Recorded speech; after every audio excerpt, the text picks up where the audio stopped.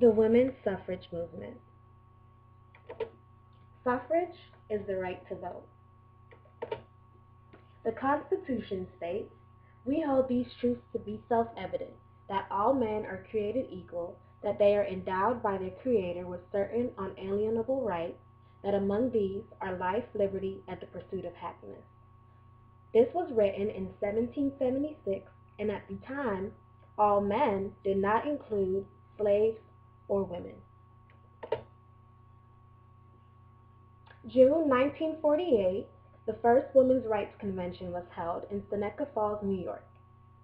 There, Lucretia Mott, Elizabeth Canton, and Mary Ann McClintock wrote the Declaration of Sentiments, declaring women's rights to protect their homes and families.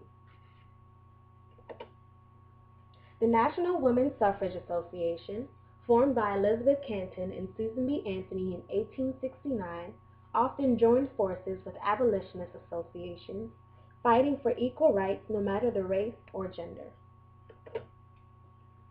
The 19th Amendment, which granted women the right to vote, was ratified August 18, 1920.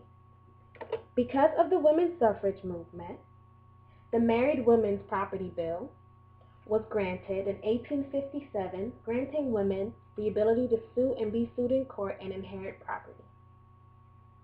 The women's suffrage movement paved the way for women to be able to become members of the armed forces. The women's suffrage movement paved the way for the equal rights movement in the 1960s. March 22, 1972, women were granted equal rights. This means that women were now eligible for the same jobs as men. They were not to be discriminated against. They were able to even run for president. Ultimately, they now had the ability to pursue happiness, just as the Constitution stated. Early women's rights issues in the United States centered on a woman's right to vote.